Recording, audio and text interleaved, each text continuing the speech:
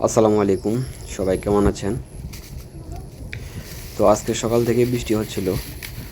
যেহেতু আমরা তেলাপিয়া রেনু অর্ডার করেছি, তো সেহেতু পুকুরটা আমাদেরকে প্রস্তুত করতে হবে।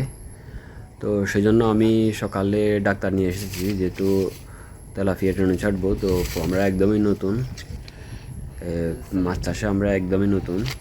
তো সেই জন্য আমি সকালে ডাক্তার নিয়ে এসেছি, যাতে পুকুরটা দেখানোর জন্য। তো ডাক্তার পুকুরের পানিগুলো পরীক্ষা করার পর বললো এখানে কিছু লবণ আর এই চুন এবং কিছু মেডিসিন ইউজ করতে হবে, যেহেতু পোনাগুলো ছাড়তে হবে। পোনা ছাড়ার আগে পানিগুলো ভালোভাবে পরিষ্কার করে নিতে হবে। তো ডাক্তারের পরামর্শ অনুযায়ী আমি স্যালাইন, অক্সিজেন ট্যাবলেট এবং চুন আর লবণ আর কিছু মেডিসিন ছিল, যেগুলো আমি আসলে এখনও নাম জানি না। নতুন নতুন নতুন কাজ করতে করতে হয়তো জানবো। তো এগুলো সবগুলো অর্ডার করার পরে সবগুলো আসে। এটা হচ্ছে অক্সিজেন ট্যাবলেট। রেণু ছাড়ার জন্য অক্সিজেন ট্যাবলেট ইউজ করতে হয় রেণু ছাড়ার আগে। আর এটা হচ্ছে যে কেমিক্যাল, যেটা দিয়ে কীটনাশক, জীবাণুনাশক এগুলো মারতে হবে। তো আমি একটা একটা করে দেখছিলাম, সাথে আমার খালাতো ভাই ছিল, ও আমার ভিডিওগুলো করে দিচ্ছিল।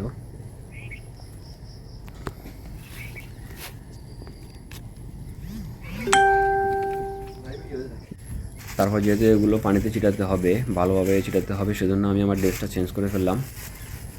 খাঁটি চাষি হয়ে গেলাম, মাছ চাষি হয়ে গেলাম। তো লবণের প্যাকেটগুলো ছিঁড়ে নিচ্ছি, এক এক করে লবণের সব প্যাকেটগুলো ছিঁড়ে নিচ্ছি।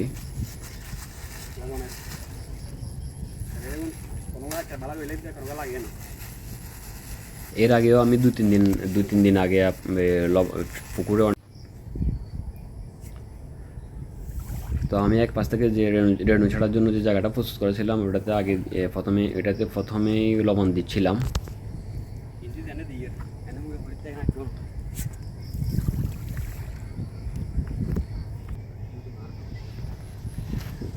তারপর চুনের বস্তাটা খুলতেছিলাম। আসলে কিছুদিন আগে আমি চুন প্রয়োগ করেছিলাম ওটাতে, যখন আমরা প্রস্তুত করতেছিলাম। তো ডাক্তার বলছিল যে আরও 2 বস্তা চুন দেওয়ার জন্য। চুনটা কিছু কম হয়েছে, আর এখন বৃষ্টি হওয়ার কারণে পানিগুলো পুরাই গোলা হয়ে গেছে, পুরা গোলা হয়ে গেছে। আর আমি মাটি পাড়ে বাঁধার জন্য মাটি কেটেছিলাম, সেজন্য পানিগুলো আরও বেশি গোলা হয়ে গেছে। তো সেই জন্য আরও 2 বস্তা চুন আজকে দেওয়ার জন্য ডাক্তার পরামর্শ দিয়েছেন। তো সেই অনুযায়ী 2 বস্তা চুন নিয়ে আসলাম।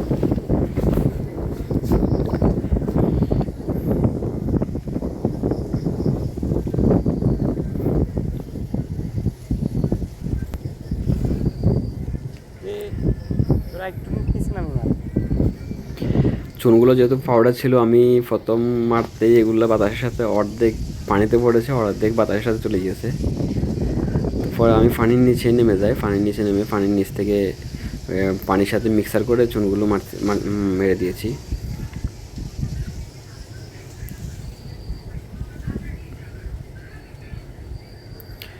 আসলে এত বড় পুকুর চুন মারা অনেক কষ্টসাধ্য।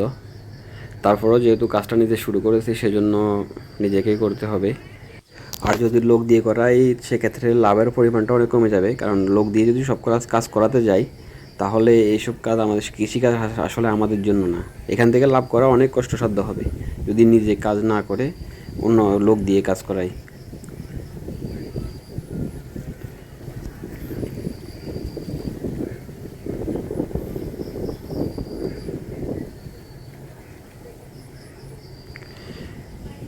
এখানে কালো কালো যেগুলো দেখতেছেন, এগুলো হচ্ছে যে কচুরিপানার স্তূপ। এখানে পুকুরে অনেকগুলো কচুরিপানা ছিল, আগে আপনাদেরকে দেখিয়েছি। তো আমি লোক দিয়ে এবং নিজেরা মিলে সবাই মিলে কচুরিপানাগুলো এখানে একসাথে জমা করে ডাল করেছিলাম। এগুলো এখন পচে গেছে। তো এটা অবশ্য মাছের খাদ্য হয়ে যাবে, সেজন্য আমি এগুলো পুকুর থেকে উঠাচ্ছি না। দেখতে পাচ্ছেন অনেক বড় পুকুর। আসলে এটা সামাল দেওয়া অনেক কষ্টের। এখানে আপনি চুন প্রয়োগ করতে যান, বা কোনো কেমিক্যাল দিতে যান, বা লবণ দিতে যান, বা যে কোনো কিছু দিতে যান, এটা আসলে ঘুরে আসায় এই চারপাশে, ফিশারির চারপাশে ঘুরে আসা অনেক কষ্টসাধ্য। তো প্রথম অনেক কষ্ট হচ্ছিল, তারপরও চেষ্টা করতেছি নিজে কিছু করার জন্য। আসলে আমার ভালো লাগতেছিল, নতুন নতুন কাজ করতে অনেক ভালো লাগতেছিল। কাজ করতে করতে পুকুরের পাশ দিয়ে একটা ছোটো ড্রেন ছিল, ওখানে আমরা কিছু ছোটো মাছ ধরেছি। আমরা দুজন মিলে কিছু ছোটো মাছ ধরেছি, ওইগুলো ধরে বাড়ি নিয়ে আসলাম। মাছগুলো খুবই ছোটো ছিল, তো আমার ধরতে ইচ্ছে করেছিল না, আবার নতুন মাছ অনেক মজা হবে সেজন্য ধরে নিয়ে আসলাম।